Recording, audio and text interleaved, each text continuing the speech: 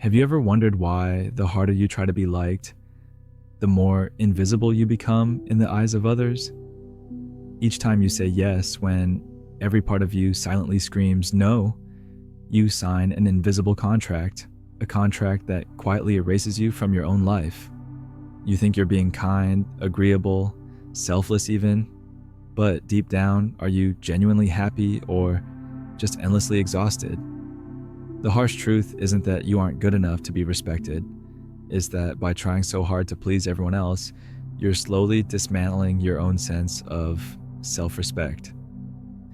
Carl Jung called this phenomenon identification with the persona, the social mask you unconsciously put on each day, carefully crafted to secure approval, acceptance, or affection. But have you ever stopped to ask yourself whose life you're truly living behind that mask? When you look in the mirror, do you still recognize the person staring back? Or have you worn the mask so long you've forgotten the contours of your own face? Imagine constantly holding a bright, smiling expression on your face, even as your heart aches beneath it. Picture yourself as an actor so deeply immersed in a role that when the curtain falls, you're no longer sure how to step back into reality. That's the hidden cost of your persona, the authentic self buried beneath layers of forced smiles and unspoken truths. Let me ask you something essential. If no one ever knew about your quiet sacrifices, your tireless effort to make others comfortable at your own expense, would you still do it? Or is your kindness actually fear wearing a disguise? A fear of rejection? A fear that you might not be enough without the mask? The real journey isn't about becoming someone everyone else admires. It's about daring to remove that mask, to stand unguarded and discover who's been silently waiting behind it all these years. Are you brave enough to face the person you've been neglecting? The one whose voice you've silenced, whose dreams you've quietly pushed aside, and whose truth you've always feared might disappoint others? Because once you do, there's no turning back. Every time you choose to please others at the expense of yourself, you're silently abandoning your own inner truth.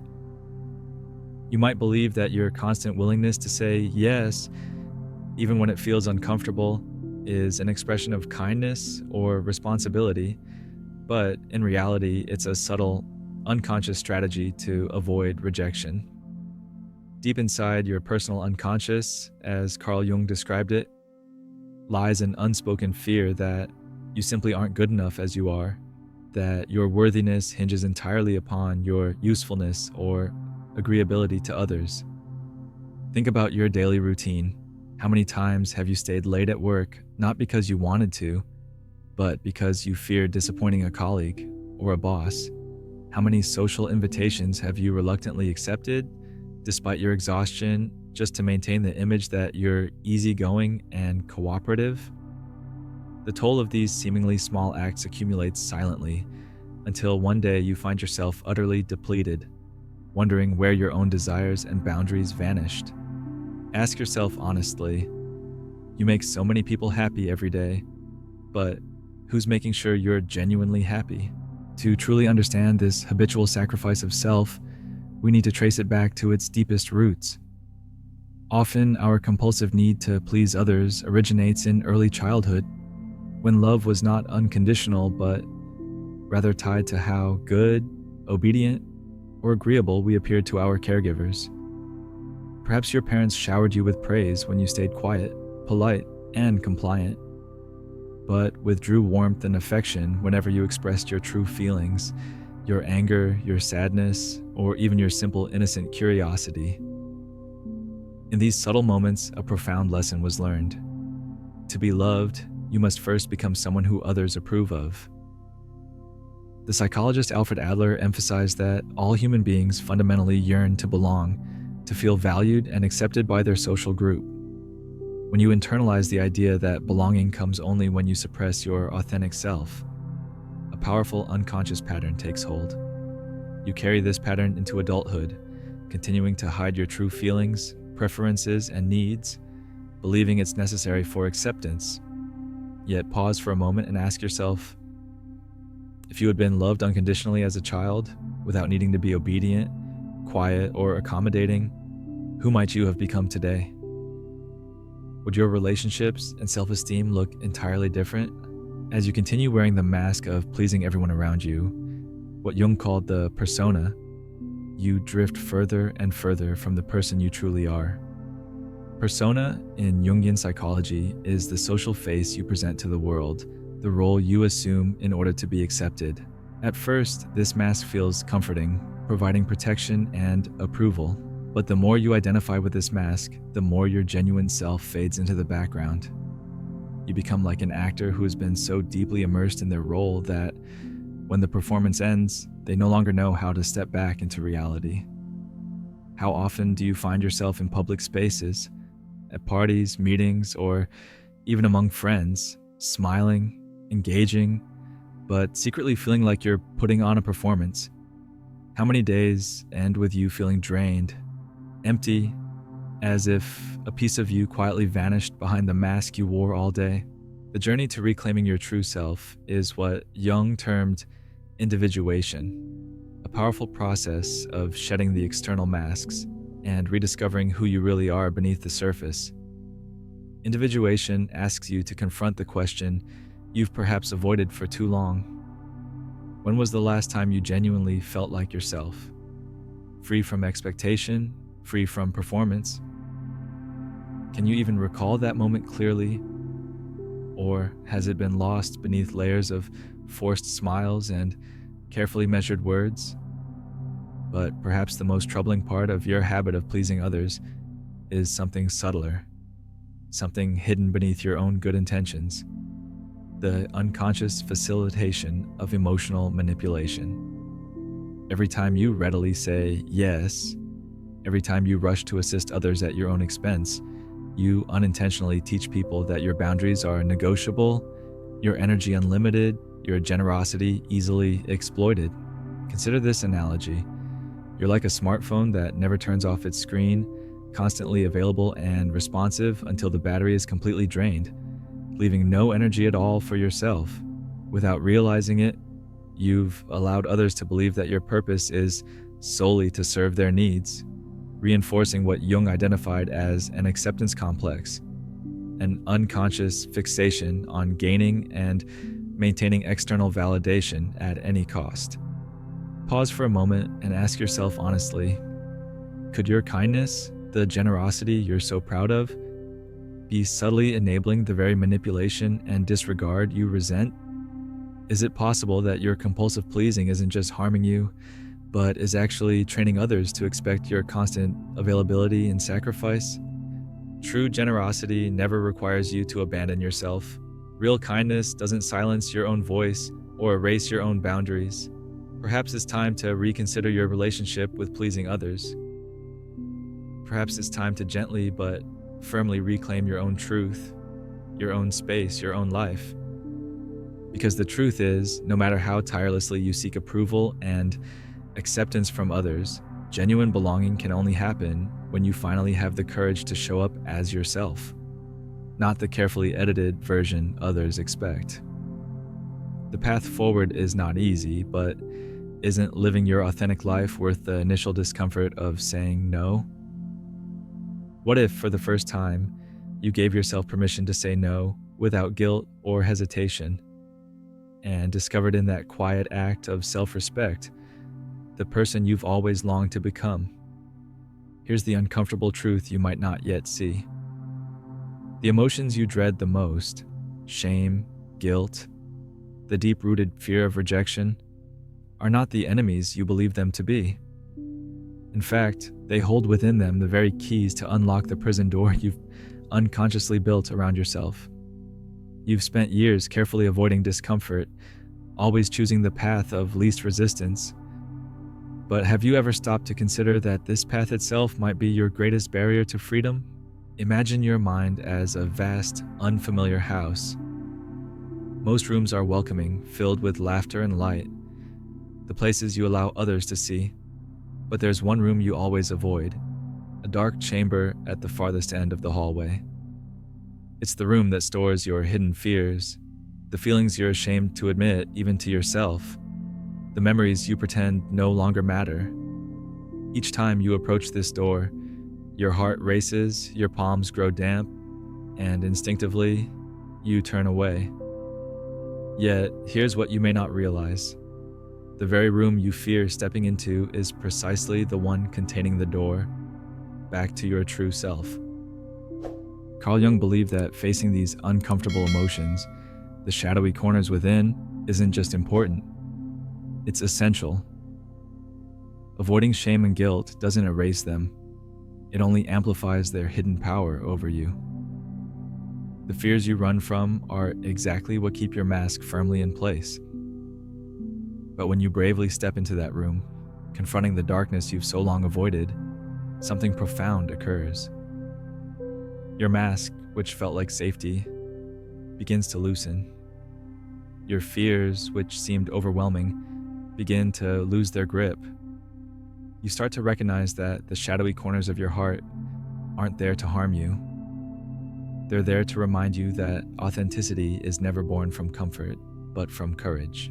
Ask yourself honestly, how much energy have you wasted running from the very emotions that could ultimately set you free? How many times have you silenced your own truth out of fear that your vulnerability might invite rejection or judgment? The irony is that the very rejection you feared most isn't from others. It's the rejection you've quietly directed toward yourself every single time you've hidden behind a smile you didn't feel or a yes you didn't mean. Stepping into discomfort, embracing your shame and guilt, is not about suffering needlessly, it's about liberation.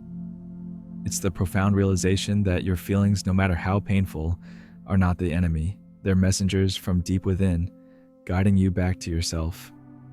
Like an alarm gently waking you from sleep, discomfort shakes you awake, reminding you of who you truly are beneath the persona you've painstakingly crafted. Consider this deeply. What if the path to genuine acceptance, to truly belonging, not just to others, but to yourself, lies precisely through facing what scares you most? What if the shame you've hidden from is actually the bridge to self-compassion, allowing you to finally say, I am enough exactly as I am? What if guilt, rather than something to be suppressed, reveals your profound capacity for empathy, signaling that your needs, your boundaries, and your voice matter just as much as anyone else's? You stand now at a crossroads, a choice waiting silently in front of you.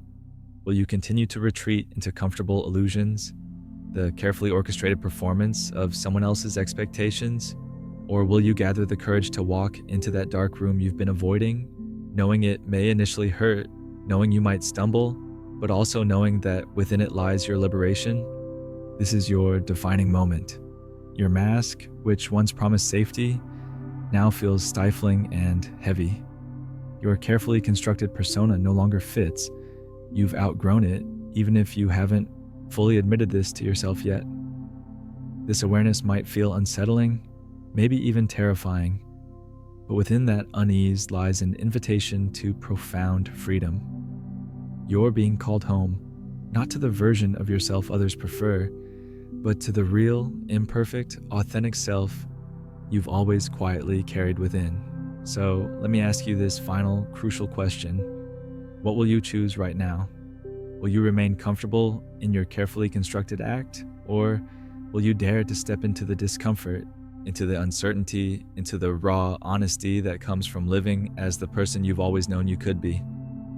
Because at the end of your life, looking back, you won't measure your worth by how successfully you pleased others. You'll measure it by how courageously you dared to be yourself, even when it was difficult, especially when it was difficult. Are you finally ready to embrace the discomfort, to open that hidden door and return home to yourself? You don't have to change everything overnight. Transformation, after all, is rarely about sudden leaps. It's more like gently waking from a long sleep. What truly matters now isn't how quickly you move forward, but how sincerely you're willing to pause, to breathe, to quietly listen to that voice you've silenced for so long. Take just 5 minutes after this video, set everything aside, and allow yourself to be still. What's truly trying to speak to you from deep within? If you removed all the noise, all the external demands, who would you find beneath the mask you've worn all these years? Think about this carefully. When was the last time you genuinely sat with yourself without judgment or expectation, simply to understand what's really going on inside? Your true self, the person you've been quietly ignoring, doesn't need grand gestures or instant transformation. It simply needs your acknowledgement, your acceptance, your willingness to listen without interruption. Perhaps in that quiet listening, you'll realize how long you've yearned to simply exist without performing, how deeply you've longed to be seen for who you truly are, without conditions or compromises. Remember, the purpose of this journey isn't to criticize the person you've been or regret the time you've spent pleasing others. Instead, it's about finally recognizing the powerful truth that your life, your happiness, your authenticity matter equally to those around you. Each small step you take toward reclaiming yourself isn't selfish. It's an act of profound self-respect, of courageously choosing to live in alignment with your innermost values. So, as you gently step away from this conversation, carry with you this simple invitation. What would your life look like if, even for one moment each day, you chose authenticity over approval? If you prioritized the quiet truths whispering inside over the loud demands surrounding you, what subtle shifts might occur? How would it feel to stand fully in your own presence, to truly inhabit your life rather than merely passing through it? If this video has illuminated something within you, I'd deeply appreciate if you'd share that moment with me. Which insight spoke most profoundly to you? Was there a specific realization that resonated? Or perhaps an emotion you've kept hidden that finally surfaced? Sharing your experience not only helps you clarify your own thoughts, but also inspires others who might be walking a similar path, reminding them they're not alone in this journey toward authenticity. And if you'd like to continue exploring, I'm here, ready to walk beside you in future videos. This isn't the end, it's merely the beginning of an ongoing conversation, a gentle, honest dialogue about what it means to live authentically, to heal deeply, and to embrace yourself fully, perhaps for the first time in your life. Take that 5 minutes now. Listen to yourself. Trust what emerges. And remember, you're not alone. I'm right here whenever you're ready to continue.